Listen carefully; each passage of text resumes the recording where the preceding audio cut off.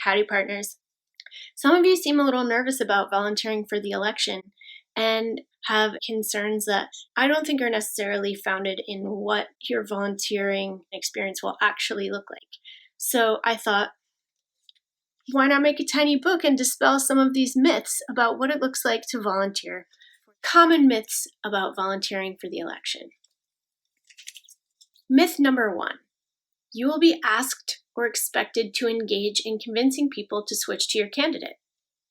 Now, certainly there are groups who are working to change people's minds, but if you just want to volunteer a little bit and help out between now and November 3rd, probably you won't be one of those people. If you love doing that sort of thing, great. But if that's a concern you have, I think we can dispel it. Myth number 1 dispelled. In reality, you will more likely be asking folks to vote and alerting them to important dates, such as the last day they can register to vote or the last day they can apply for a mail-in ballot. You may be answering their questions about voting. Don't worry, you'll have all the info or access to experts, or sending postcards or letters to infrequent voters, telling them how important they are and how much their votes matter. Myth number 2. Texting voters looks like you on your flip phone texting your best boo. Maybe a little something like this. All right, I'm going to dispel that one quickly. If you decide to text bank, you will likely be texting using a one-click system on your computer. It's what it sounds like. You click your mouse once to send one text. That way you can send hundreds of texts or even thousands and reply really quickly with one click of your mouse. Myth number 3. The texts you send or calls you make will involve asking people for money. They won't.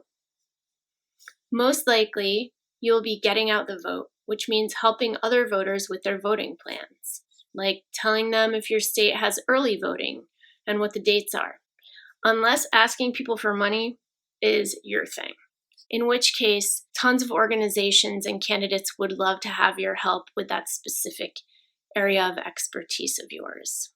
Also, just as kind of a PS, some of you have complained that you hate getting texts about the election and it makes you so angry. If that's the case, every single time you get one of those, just reply stop, and they will.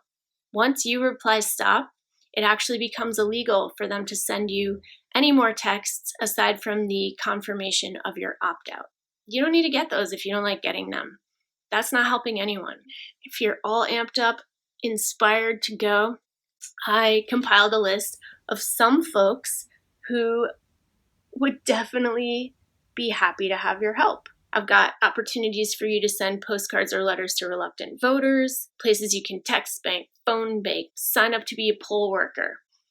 And of course, you can always go to your favorite candidates or your favorite organization's website and find out how to volunteer with them. We would all be so happy to have any moments of your time and energy toward this very important election for all of us on this beautiful, amazing earth. So I hope you're feeling inspired. I hope you're well. Stay healthy.